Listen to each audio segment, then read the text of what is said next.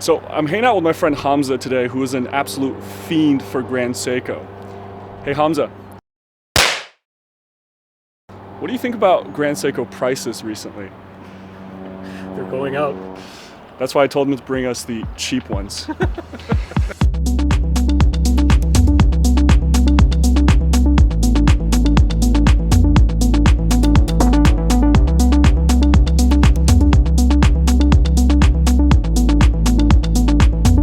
Hey guys, I'm Max and this is Watch Crunch.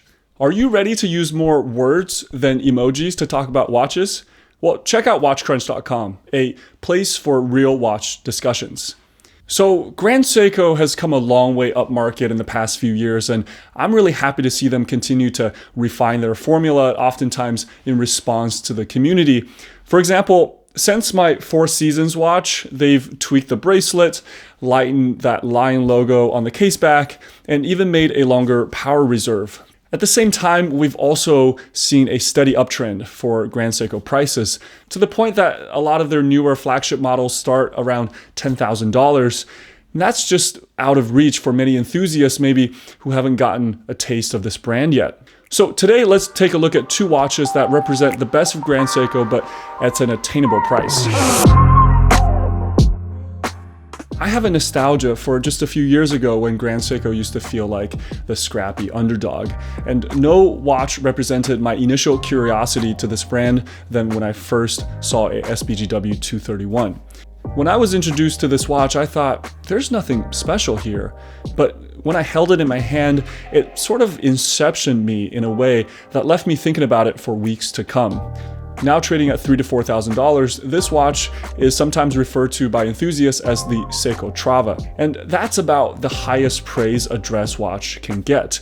It achieves this status not with anything ostentatious, but by nailing every little detail about being a watch to near perfection. A matte cream dial provides the backdrop for elegant, faceted dolphin hands. They're not too long, not too short, and they point at exquisitely chiseled hour markers that are like mirrors in the light. These markers are doubled up at the quarter hours, akin to the styling of the new Oyster Perpetuals, but whereas the OP will fall apart under this level of magnification, the Grand Seiko thrives. There's not a flaw to be found on this dial. There's also no date window to ruin the symmetry, no lume to gunk up these crisp markers. The only hood ornament comes in the form of an applied GS logo, slightly raised off the dial. Near perfect proportions also applies to this 37.5mm case, right in that dress watch Goldilocks zone. This entire thing is Zaratsu polished. This technique, using the sides of the polishing wheel rather than straight on, is an extremely delicate maneuver. And by doing this, Grand Seiko craftsmen can achieve a flawless polish finish that adorns this curvaceous shape.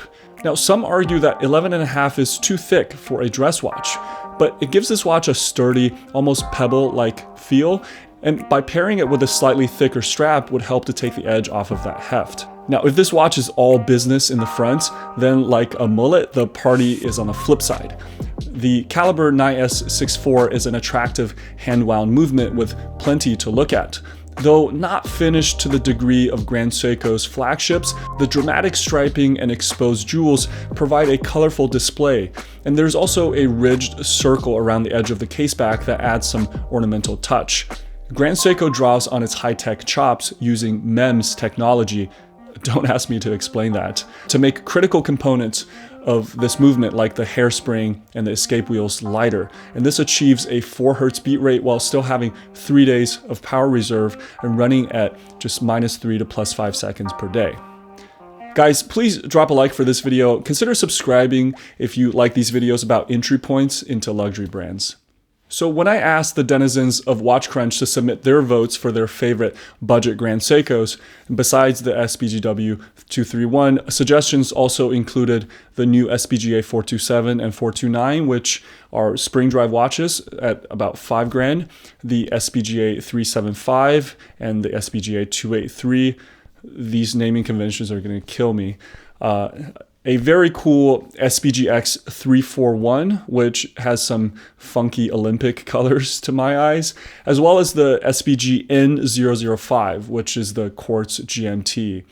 But to me, one overlooked Grand Seiko quartz has to be the SBGV243. Now, you might be more familiar with its gray dialed sibling, the 245. That watch, probably thanks to a Watchfinder video, is trading well above its retail price of $3,000. But the black dial can be found at just $2,000, which is a hell of a bargain for a Grand Seiko. This watch is much more sporty and throws subtlety right out the window. A bright yellow second hand extends all the way to the edge of the dial, where we find an equally yellow minute track. The sharp triangular hands are loomed for extra utility. They're brushed in this black version for more contrast and polished in the gray dial version. And let's take a second and appreciate the attention to detail here.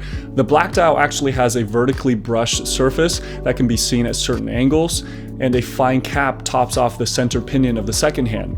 We find alternating brushed and polished surfaces from the bezel down, and this case grows to a more sporty 40 millimeters, but remains very wearable at just 46.5 lug to lug.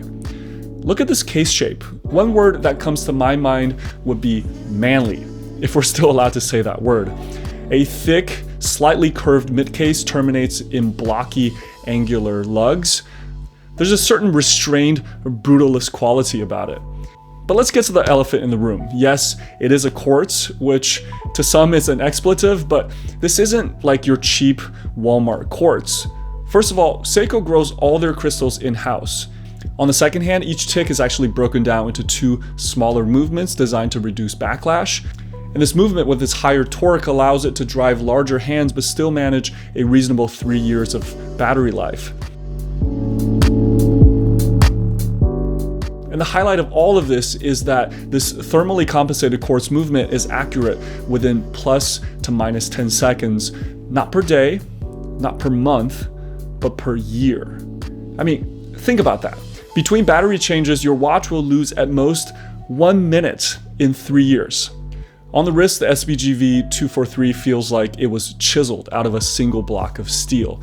Its curves does hug the wrist, but certainly doesn't vanish into the background. Rather, it makes its heft known, and it feels like a watch that you wouldn't worry too much about banging on a desk or even a rock.